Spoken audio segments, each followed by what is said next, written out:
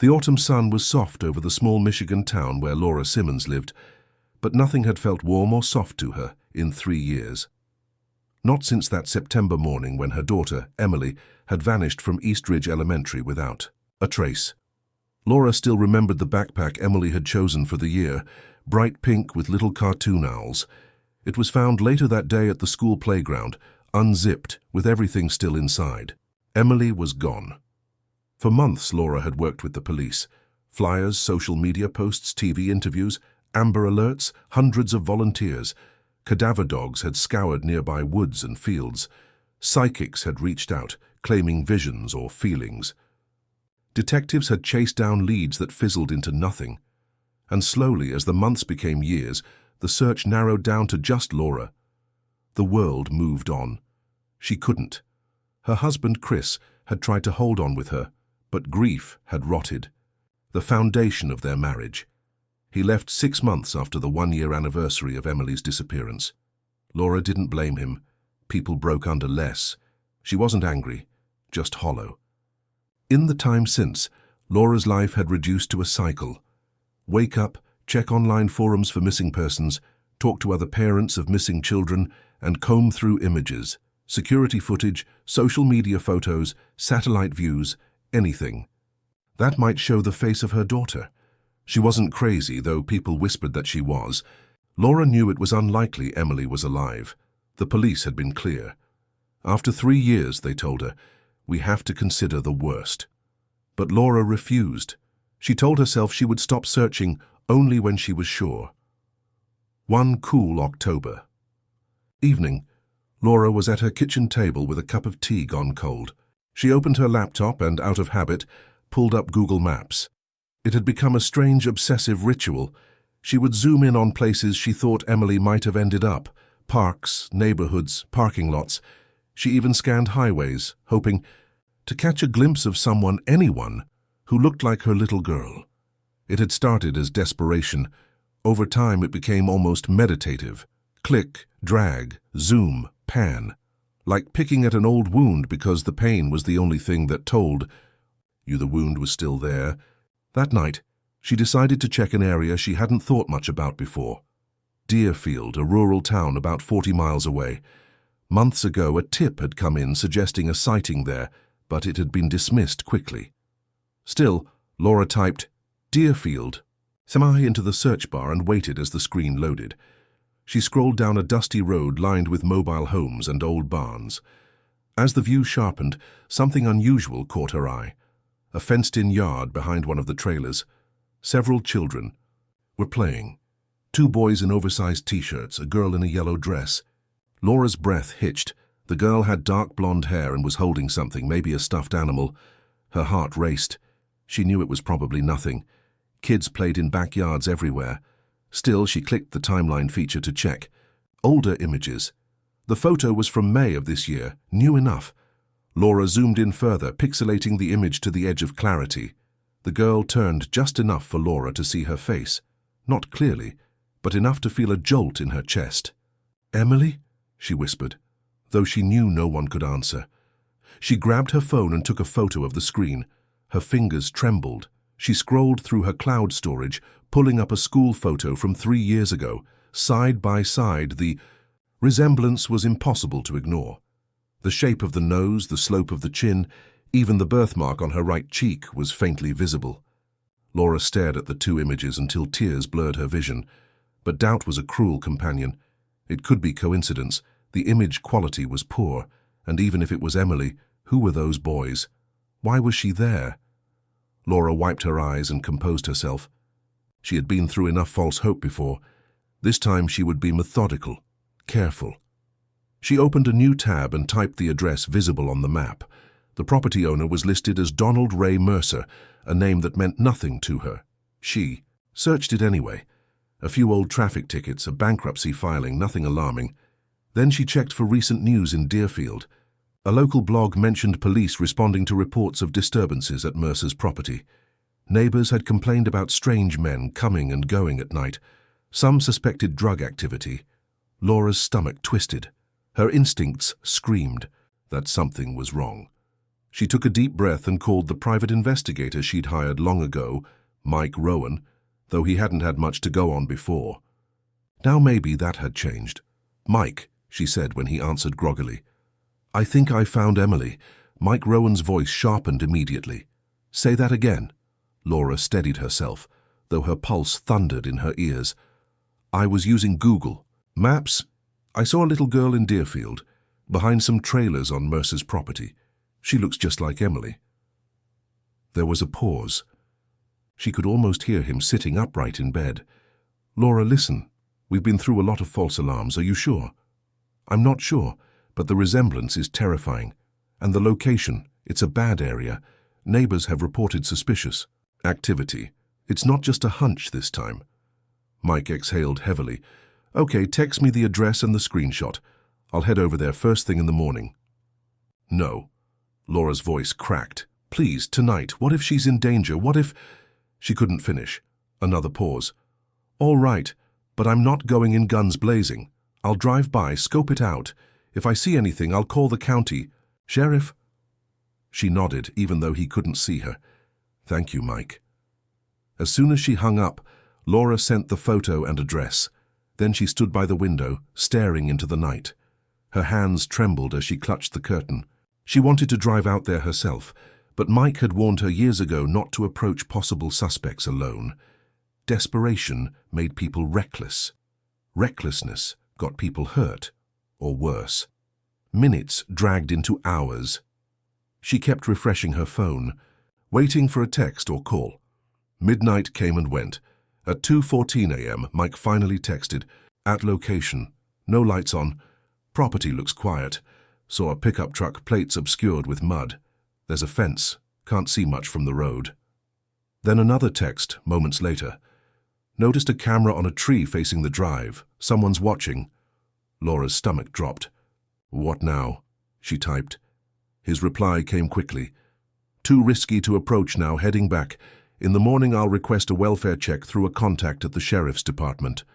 Her heart sank. She knew it was the smart move, but it felt unbearable to wait another second, let alone until morning. Still, she agreed. "Okay, thank you." That night's sleep was impossible. Laura sat on the edge of her bed, clutching Emily's last school photo against her chest, praying she wasn't chasing another dead-end lead. Morning arrived grey and cold. Laura's phone rang just past 9 a.m. It was Mike. "I talked to the sheriff's office. They're sending deputies to do a welfare check at Mercer's place. They'll call me when it's done." "What if he hides her, or runs?" "I gave them all the info, Laura. If there's even a hint of a missing child, they'll take it seriously." Laura spent the next 2 hours pacing the living room, unable to eat or sit still. Finally, her phone rang again. Mike's name flashed on the screen. She answered with a breathless, "Yes." They went to the property. Mercer wasn't home, but they spoke to 2 boys who said they lived there with their uncle. The girl wasn't there. Laura felt like the floor dropped out beneath her. "Gone? What do you mean gone?" "They didn't see any girl. The boys were cagey, kept saying she was visiting family. Deputies checked the house and backyard. No sign of Emily." Laura's mind raced. He moved her. He knew someone was coming. "That's my guess too," Mike said grimly. "And it gets worse. One of the deputies recognized Mercer. He's been investigated for child endangerment before. Charges dropped, but it's in the system." Laura's hands clenched into fists. "Then we have to find him. He's running. He'll disappear with her. I already started digging into his known associates. He has a brother in Ohio, some cousins in Indiana. I'll check them all." Laura's throat was dry. "I want to help." Mike sighed. "I thought you might say that. Look, let's work together, but no vigilante stuff. You can help me research addresses, phone numbers, family connections. We need to find out where Mercer might run." "Deal," Laura said fiercely. "Whatever it takes." As Mike hung up, Laura's exhaustion evaporated. She grabbed her laptop and started searching. She wouldn't stop now, not until Emily was home, not until this nightmare was over. By noon, Laura's kitchen table was buried in papers. Printouts of Google Maps screenshots, court records, old mugshots, and hastily scribbled notes covered every inch. She'd become an expert researcher over the past 3 years. Every lead, every suspect, every possible connection. She chased them all. Now with Mike's guidance, her focus narrowed. Mercer's known addresses, his family's last registered properties, his social media, though it was mostly locked down or inactive. She even scoured forums where missing children were discussed, in case someone else had spotted him, or Emily. By 3 p.m., Mike called again. Got a hit. Mercer's brother, Travis, owns a cabin in southern Ohio, remote area. No neighbors for miles. Laura's heart skipped. Do you think he'd take her there? It's isolated. If Mercer panicked after the deputies showed up, it's the kind of place he'd run to. I want to go. Laura, I need to go. If this is where Emily is, I can't sit here waiting. Mike hesitated. All right, but you follow my lead. We go together. She grabbed her car keys without even thinking. I'm ready. The drive to Ohio felt endless. Laura's nerves stretched tighter with every passing mile. Mike rode ahead of her in his SUV, scanning the roads, watching for Mercer's pickup. Truck! As they crossed into the dense forests near Brushwood Lake, dusk fell quickly. Mike slowed down, pulling to the side of the narrow gravel road. This is it, he said when Laura stepped out. The cabin was barely visible through a wall of overgrown trees. A dirt driveway curved up to the structure, which looked weathered and long abandoned. The front porch sagged. No vehicles were in sight. No sign of Mercer, Laura whispered. Mike nodded. Stay behind me. He approached the front door cautiously, flashlight in one hand, the other resting near the concealed weapon he carried legally as a licensed investigator. They knocked. No. Answer. Mike tried the door, locked. I'm going around back, he said. Laura's pulse pounded. She scanned the tree line, every shadow and branch warping into nightmare shapes. Her breath frosted in the cool evening air. Suddenly, Mike called out sharply, Laura! Backyard! Now! She ran, her shoes crunching over fallen leaves and twigs. Behind the cabin, a small shed stood with the door ajar. Mike shone his flashlight inside, a dirty mattress, discarded food wrappers, child-sized clothing, and a stuffed animal, an old worn owl, faded but unmistakable. Laura gasped. That's Emily's, that's hers. Mike's face was grim. She was here. A rustle sounded in the woods. They both froze. Then a child's voice, a whisper. Help me! Laura's head whipped toward the sound. Emily! Another rustle. From behind the shed, a figure emerged, small, thin, pale. The girl clutched the stuffed owl tightly against her chest. Emily! Laura screamed, rushing forward, but Mike grabbed her arm sharply. Wait! The child stepped fully into the light. It was Emily. Her hair was longer, tangled and dirty, but it was her. The same birthmark, the same eyes. Mommy! Emily's voice was hoarse, as if unused for years. Laura burst into tears, falling to her knees. Emily, baby, I'm here. Emily ran into her arms. Laura wrapped her daughter tightly, sobbing. I've got you! I've got you! Mike stood, guard scanning the woods. We need to get out of here. Mercer might not be far. But as he spoke, headlights flared in the distance, cutting through the trees. A truck engine roared. Mercer was coming back, and this time he wouldn't let them go so easily. Laura's arms tightened around Emily instinctively. The little girl trembled against her, clutching the owl so tightly it looked like it might tear apart. Mike's voice was low and urgent. Get to your car now. Laura looked toward the narrow path they'd driven in on, but the headlights were blocking it. Mercer's truck was closing the distance fast, bouncing over the rutted road like a predator bearing down on prey. There's no time to run to the car, Laura whispered. Mike pulled his phone from his pocket. I'm calling the sheriff, but they won't get here in time. His other hand slid to the grip of his concealed pistol. Laura stood, pulling Emily up with her. Is there another way out? Mike scanned the dark woods behind them. There's no road, but if we cut through the trees, we might get back to the highway. Mercer's truck skidded to a stop in the clearing, dust and leaves swirling in the headlights. The driver's door flung open. Donald Mercer, bigger than Laura remembered from the grainy photos, heavy-set, bearded, wearing a filthy jacket, and he wasn't alone. A second man climbed out from the passenger side, leaner, younger, face shadowed beneath a ball cap. Mercer bellowed, "You've got no right here!" Mike stepped forward, placing himself between Laura and the two men. "Back off, Mercer. The sheriff's already on his way." "She's my niece. You don't get to take her," Mercer roared, voice slurred with either rage or something worse. Laura's breath caught. "Niece? He's lying. She's not his niece." The second man pulled something from his waistband. At first Laura thought it was a weapon, but no, it was keys. He tossed them to Mercer. "They'll call the cops," the younger man hissed. "We have to go now." Mercer's eyes burned with fury. "She's mine. She's mine." Mike didn't hesitate. "Laura, run!" Laura grabbed Emily's hand and sprinted into the woods, heart hammering in her throat. Branches whipped at her face, leaves crunched beneath their feet. Behind them, she heard Mike shouting, a sharp, commanding sound. Then a gunshot cracked through the night. Laura stumbled but didn't stop. She half-dragged, half-carried Emily deeper into the trees. The girl was sobbing now, tiny hands clutching her mother's shirt. Another gunshot echoed. Then a man's scream. Laura wanted to turn back, wanted to know if Mike was okay. But I knew, if she hesitated, if Mercer caught them, he'd disappear into some deeper hole and take Emily with him forever. She pushed on. The woods seemed endless. The ground sloped downward, rocks and roots threatening to trip them at every step. And then, blessedly, the faint glow of headlights through the trees. A car. No, two. Red and blue lights flashing.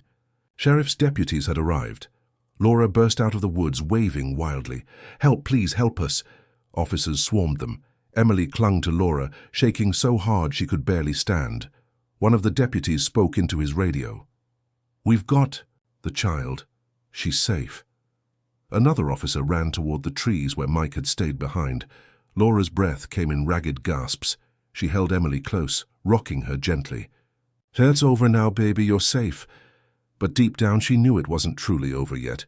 Mercer was still out there, or at least the nightmare he'd built around their family was.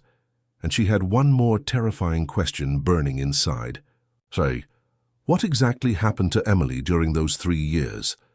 The paramedics checked Emily quickly. She was underweight, bruised in places, but no immediate injuries that needed hospitalization.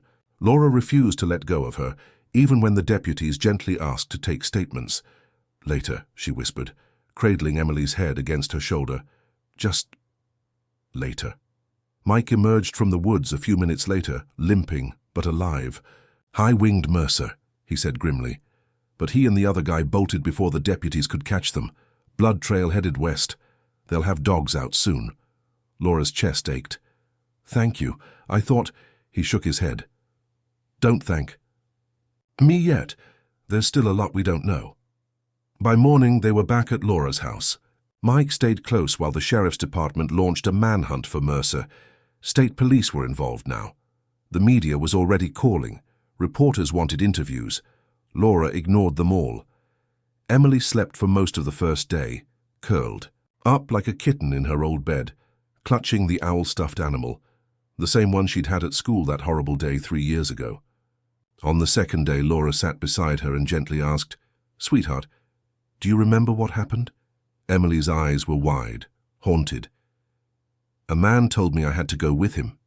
He said you were hurt, that he'd take me to the hospital." Laura's throat tightened. "That was Mercer." Emily nodded. "At first we went to a house. I wasn't allowed outside. Then another house. Then the place with the trailer. And then the cabin."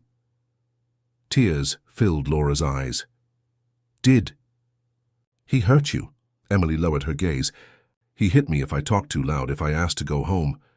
Laura felt rage and grief twist inside her, but she kept her voice gentle. "Was it just him, or were there other people?" Emily hesitated. "There were other kids sometimes. They didn't stay long, just for a little while. They were always crying." Mike leaned against the doorframe, arms crossed. His face was grim. "Human trafficking." Laura shook her head slowly, as if trying to wake from a bad dream. "But why keep Emily?" "Why not?" Mike looked down. Some traffickers keep one or two victims longer, sometimes for leverage, sometimes for control. Emily whispered, "He said he was my new daddy.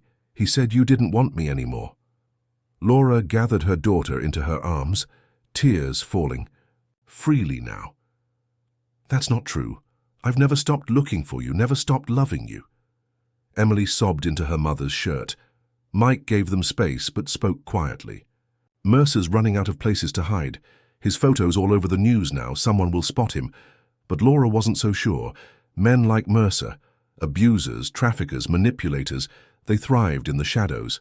And he'd already evaded justice once. "He'll come for her," Laura whispered. "He thinks she belongs to him." Mike nodded. "That's why I'm not leaving. Not until he's caught." Laura kissed Emily's tangled hair. "We won't run. We'll stand and fight." But as night fell over their quiet suburban street, Laura couldn't shake the feeling they were being watched. Somewhere out there, Donald Mercer was still free, and monsters didn't give up their prey without a fight. The next few days passed, in a blur of police interviews, therapy appointments, and endless questions. Laura hardly slept, neither did Emily. At night, the little girl clung to her mother so tightly that Laura sometimes woke to the feeling of Emily's small fingers still gripping her shirt. Mike stayed nearby, often sitting in his SUV outside the house. Deputies drove past at random intervals, trying to keep the press and curious neighbors at bay. But Laura knew this wasn't over, not until Mercer was found. On the fourth night, Laura's phone buzzed, unknown number. Her stomach turned cold. She hesitated, then answered. At first, only silence. Then a man's voice, low and calm. "You've made a mistake." It was Mercer. Laura's breath caught. "You're finished. The police will find you." "You think this is over?" His voice was a sneer. "You think you've won?" Laura's knees went weak. "If you come near my daughter again, you've stolen from me." His voice was dark now. "She was mine. I protected her, fed her. She needed me." Laura almost vomited from the rage that boiled up in her. "You kidnapped her, you abused her, you lied to her." Mercer chuckled, a hollow, terrible sound. "You won't keep her safe. You're soft, weak. You think the cops will protect you. They couldn't even find her." The line went dead. Laura stood frozen, phone pressed to her ear, every muscle locked. Mike burst into the room, gun holstered but hand ready. "What happened?" he called. Her voice was barely a whisper. "He's still watching us." Mike's jaw clenched. "That means he's close." Within an hour, the sheriff's department had swarmed the neighborhood. Patrol cars blocked both ends of the street. A SWAT team staged at the end of the cul-de-sac. Officers swept the house and set up temporary security cameras. But Mercer was a ghost. By the time they checked phone pings, he'd already moved. That night, Emily barely spoke. She drew pictures instead. Frightening, childlike sketches of the cabin, the trailer, a man with dark eyes standing by a truck.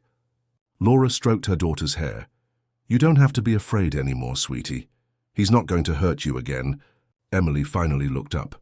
"Mommy, he said he had other friends." Laura's blood turned to ice. "What friends?" Emily shrugged. "The ones who came to see the other kids. He said if he couldn't take me back, his friends would." Mike, standing nearby, swore under his breath. "He's not alone, that's why he's so confident." Laura shook her head, fury battling with fear. "We need to get ahead of this. If he's part of a bigger ring, Emily's not the only one in danger." Mike's phone buzzed. A text from one of his law enforcement contacts. Mercer's blood trail led to an abandoned van. Inside, evidence of child trafficking. Multiple victims. Laura felt the room tilt. Mike grabbed his keys. "We've got a break. They found something. I'll head over and see what the task force uncovered." Laura stood. "I'm coming with you." Mike hesitated. "It might not be safe. I have to know. If there are other kids, we can't let them go through what Emily did." Mike nodded, reluctantly. "All right, let's go." Laura gathered Emily's blanket and kissed her forehead. "I'll be back soon, baby. Stay with Officer Daniels, okay?" Emily nodded bravely. though tears shimmered in her eyes. "Promise? I promise." As Laura and Mike headed out into the cold night, a terrible thought gnawed at Laura's mind. If Mercer wasn't just a lone predator, then the fight to protect Emily had only just begun, and Mercer's friends might already be closer than anyone realized. The abandoned van sat behind a derelict gas station deep in the outskirts of Brushwood County. Sheriff's deputies had cordoned off the area, and crime scene tape fluttered in the wind like weak yellow warnings against the darkness gathering around them. As Laura and Mike approached, the task force commander, a tall gray-haired man named Captain Reese, met them by the perimeter. "You shouldn't be here," Reese said gruffly, though his eyes softened when they landed on Laura. "But, given the circumstances, I'll brief you." Mike nodded. "What did you find?" Reese exhaled heavily. "The van's registered to a shell company Mercer's used before. Inside we found sleeping bags, fast food wrappers, and kids' belongings. Toys, clothes, some with initials written inside." Laura's stomach churned. "Other children?" "Yes." Reese's voice hardened. "Mercer wasn't just holding Emily. He's been moving kids through rural areas for at least 2 years, selling them to other traffickers or private buyers." Laura felt her knees buckle. Mike steadied her. Reese continued. "We also found a ledger. Names, dates, prices." He lowered his voice. "Emily's name was in there, listed multiple times, but marked hold with Mercer's initials beside it." Laura gripped Mike's arm. "He wasn't planning to sell her." Mike nodded grimly. "He was keeping her for himself, for control." Captain Reese shook his head. "And here's the worst part. Several entries list locations and initials matching known traffickers, one of D, whom operates right in this region." Laura's throat went dry. "He's not alone. He has partners." Reese's eyes met hers. "We believe a buyer was scheduled to pick up Emily soon. Mercer's been hiding her, waiting until he felt it was safe." Mike cursed under his breath. "That's why he's so desperate to get her back. Not just because he feels ownership. He's in debt to someone dangerous." Reese nodded. "Someone who'll want their merchandise or their money no matter what." Laura's vision blurred. She thought of Emily's innocent face, the bruises, the fear, and she thought of those other children, names reduced to scribbles in a ledger. "Then we can't wait," she said firmly. "We have to find these people before they try to take her again." Reese agreed. "The task force is already expanding the search, but Mercer knows how to disappear. His contacts might try to move on him, or on you before we close the net." Mike's phone buzzed again. Another message. "Confirmed. Mercer's associates spotted near Laura's neighborhood 2 hours ago. Possible surveillance." Laura's blood turned to ice. "They're watching us." Reese pulled out his radio. "I'm ordering full protective detail on your house starting tonight. We'll move you and Emily somewhere safe." But Laura shook her head fiercely. "No, if we run, they'll keep chasing us forever. I want this to end now." Mike placed a hand on her shoulder. "What are you thinking?" Laura's voice was steady, though her body trembled. "Let them come, let them try. We'll set a trap. For Mercer, for his whole network." Reese raised a brow. "You want to bait them?" "Yes," Laura said. "If Emily's the prize they want, then we'll use that to draw them in." Mike didn't look happy. "It's risky. It's the only way to end this." Laura met his eyes. "We take back control. No more running, no more fear." Mike exchanged a look with Reese. "All right," the captain finally said, "but we do this by the book, with SWAT, surveillance, controlled environment." Laura nodded. "Whatever it takes, for Emily, for the other children." And as the plan began to form that night, dangerous, risky, but their best shot, Laura knew one thing with absolute certainty. She'd already lost her daughter once. She would never, ever lose her again. The next day, the sheriff's department turned Laura's quiet suburban home into a fortress. Unmarked vehicles lined the street. Officers in plain clothes took up positions inside and outside the house. SWAT officers were stationed in the garage, ready to move at a moment's notice. Surveillance drones hovered quietly overhead. Laura sat at the kitchen table, Emily nestled in her lap. Mike stood nearby, briefing Captain Reese. "The plan's simple," Mike said. "We'll spread word online, leaks through controlled accounts that Emily's here. We'll even post a few vague photos showing her silhouette through the window. Enough to tempt Mercer and his buyers into thinking they've got a window to strike." Reese nodded. "They'll think it's a mistake, that the cops got careless. Their greed will do the rest." Laura gently stroked Emily's hair. "Are you sure it'll work?" Mike looked grim. "If Mercer believes he's losing control of his property, he'll come, or his buyers will. They're too desperate not to." Emily looked up, voice small. "I don't want to be bait." Laura hugged her tightly. "You're not. You're a brave girl. We're setting a trap to catch bad people. You'll be safe the whole time." Emily nodded silently, burying her face in Laura's shoulder. By nightfall, the house seemed quiet, but Laura knew it wasn't. Behind the curtains, officers watched every angle. Cameras monitored the backyard and alleyways. Mike stayed glued to a laptop watching the drone feeds. Then, just after midnight, Mike stiffened. Movement, 2 vehicles, no headlights, coming in slow from the east. Reese's radio crackled. "Team 2, confirm. Visual on 2 sedans. Occupants unknown. Approaching the Simmons residence." Laura's pulse roared in her ears. She gathered Emily and moved to the designated safe room, a reinforced closet with ballistic shielding fitted just for this operation. Mike's voice came through the earpiece they'd given her. "Stay calm, they'll never get near you." Outside, the world seemed to hold its breath. Through the security monitors, Laura saw the sedans creeping along the street, stopping just short of the house. 3 men stepped out. One was Mercer, his arm in a makeshift sling from Mike's bullet wound. The other 2 were unfamiliar. Well-dressed, businesslike. Their cold expressions made Laura's stomach twist. They weren't just thugs, they were buyers. Mike's voice was low and sharp in her ear. "They're not here to negotiate. They're here to take her, possibly by force."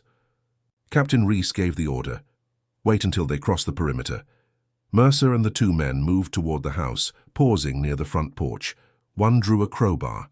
The other checked a pistol hidden beneath his jacket. Mercer's lips curled into a twisted smile. He thought this was going to be easy. Then he spoke loud enough for the night microphones to pick up. "Laura, hand her over. You can't protect her forever." Laura's fingers tightened around Emily's shoulders. The child whimpered softly. Mike's voice came over the radio. "Hold! Hold!" The men stepped over the boundary line. "Go!" Reese barked. The night erupted in flashing lights and shouting. "Police, get down!" SWAT surged from the shadows, weapons trained. A blinding flashbang exploded near the intruders. Mercer screamed and dropped the crowbar. The 2 buyers tried to run but were tackled within seconds. Mercer stumbled, blood soaking through his sling. His wild eyes darted toward the house. "She's mine, you can't take her." Mike appeared from the shadows, gun leveled calmly. "She was never yours." Within moments, all 3 men were in cuffs. Mercer fought and spat like a cornered animal, but it was over. The buyers stayed cold and silent, their faces hard with the knowledge their network had just collapsed. Reese approached Laura's safe room door. "It's done. You can come out." Laura emerged, holding Emily close. Her daughter's small arms wrapped around her neck. Mike gave a tight, relieved nod. "It's over." But even as the words hung in the air, Laura knew it wasn't fully over. Not until every name in Mercer's ledger was hunted down. Not until the entire ring was dismantled. And not until Emily, her sweet, brave Emily, could sleep through a night without fear. The following morning, news helicopters circled overhead, reporters crowding at the ends of the blocked-off street. Word had already spread. Kidnapper and suspected traffickers arrested in midnight sting operation. But inside Laura's house, there was no celebrating, just exhaustion and a quiet, fragile hope. Emily sat at the kitchen table, her small hands wrapped around a cup of warm cocoa. She hadn't spoken much since the arrest. She kept glancing toward the window as if expecting Mercer or his friends to appear at any moment. Laura knelt beside her. "They can't hurt you anymore, sweetie. They're in jail." Emily's voice was barely audible. "But what about the other kids?" Laura swallowed hard. That question had haunted her too. Captain Reese arrived mid-morning, files in hand. His eyes were heavy, as though he hadn't slept either. Mike trailed behind him. "We've interrogated Mercer and the two buyers," Reese began. "They gave up the names of 5 other traffickers they worked with, locations across 3 states. We've already coordinated with federal agents to raid those places." Mike added, "2 of those addresses match locations Emily described, the places she was taken before the cabin." Laura squeezed Emily's shoulder. "See? You helped save other kids. You're so brave." Emily looked down, fidgeting with the edge of the blanket wrapped around her shoulders. "Will they go home to their mommies too?" Laura's throat tightened. "That's what we're going to make sure happens." Reese nodded. "We've recovered 4 more children already. Traumatized but alive, thanks to the intel Mercer gave up trying to save his own skin." Mike's face hardened. "He won't save himself. Not this time." Reese set down the files. "Prosecutors are building a case so solid it'll bury him. And every associate for life. The buyers had records, bank transactions, and contacts stretching years back. Federal agents are calling this one of the biggest busts in the region's history." Laura exhaled slowly. Relief mixed with disbelief. It was really happening. The nightmare was ending. That afternoon, a social worker named Miss Delgado came to evaluate Emily's condition. Laura stayed close as Delgado spoke softly to the little girl. "Emily, you've been very brave, but we want to make sure you feel safe and happy again. Would you like to talk to someone about what happened?" Emily shook her head. "I only want to be with my mommy." Laura smiled gently. "That's okay, honey. We'll take it one step at a time." Delgado nodded approvingly. "Incredible resilience. With time and therapy, she can heal." Before leaving, Delgado handed Laura a pamphlet, "Resources for Parents of Traumatized Children." But Laura already knew the most important resource Emily needed wasn't in a booklet. It was her, and a promise that no one would ever separate them again. 2 days later, the media frenzy died down. The other rescued children were reunited with their families or placed into caring foster homes. Arrests continued across 3 states. On the 3rd night, after weeks of fearing shadows and hiding from monsters, Emily finally did something simple and profound. She asked Laura to read her a bedtime story, not because she was scared, but because she wanted to feel normal again. As Laura read, Emily drifted off, the owl plush still tucked under her arm. For the first time, her breathing was peaceful. Mike stood quietly in the hallway, arms crossed, watching the moment. "It's over," he said softly. Laura nodded. "It's over for us." She paused. "But what about the others, the kids still out there?" Mike's expression darkened slightly. "The task force is expanding. More families will get their children back, and Mercer's conviction will expose every link in his rotten chain." Laura sighed in relief. "Good." Mike smiled faintly. "By the way, you're kind of a hero, you." "No." Laura shook her head. "No. I'm just a mom who never stopped looking." But deep down, she knew he was right. And as the house finally settled into silence, Laura allowed herself to believe, for the first time in 3 long years, that the nightmare had truly ended. Emily was home, and no one would ever take her again. Spring came early that year. The trees outside Laura's house were budding green again, birds chirped in the mornings, and the heavy cold of winter, both in the air and in her heart, finally began to lift. Emily had started attending therapy twice a week. At first, she barely spoke during the sessions. But with gentle encouragement, she began to open up. She even smiled sometimes, real smiles. Not the frightened, hollow ones she'd given after her rescue. Mike visited often, sometimes just to check on them, sometimes to help drive Emily to her sessions when Laura had errands or meetings with the prosecutors working on Mercer's case. Mercer had pleaded guilty to avoid a trial. Not that it had spared him much. He received multiple life sentences without the possibility of parole. His buyers and partners were all convicted too. The trafficking ring was officially declared, dismantled. But Laura knew the scars it left would take longer to heal. One afternoon, Laura and Emily were walking in the park when they passed a group of children flying kites. Emily paused. "Mommy." "Yes, sweetie." Can I fly a kite too? Laura felt tears prick her eyes. Such a small thing, such a normal thing. Of course, she smiled. They bought a simple rainbow kite from a vendor nearby. As Laura helped Emily untangle the strings and guide the kite into the wind, she looked around the park, the same park she hadn't visited since before Emily disappeared. Life had been frozen back then, stuck in that endless day of fear and grief. But now it was moving again. As the kite soared into the blue sky, Emily laughed, a pure, joyful sound that Laura thought she might never hear again. Mike approached from the path, watching the scene quietly. She's really getting better. Laura nodded.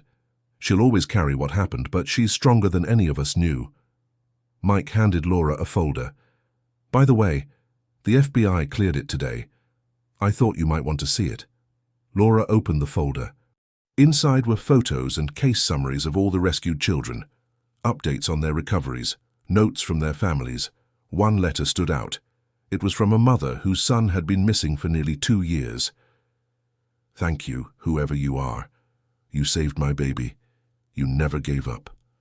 Neither will we. Laura pressed the letter to her chest, tears falling silently. Mike placed a hand on her shoulder.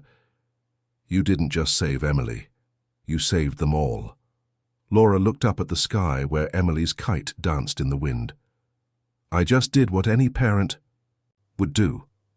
She smiled softly. I kept looking. Mike nodded. And you found her. For the first time since that terrible day 3 years ago, Laura felt something simple, something she'd thought she'd never feel again. Peace. The nightmare was over, and in the gentle breeze beneath the bright sky, the future felt wide open once more.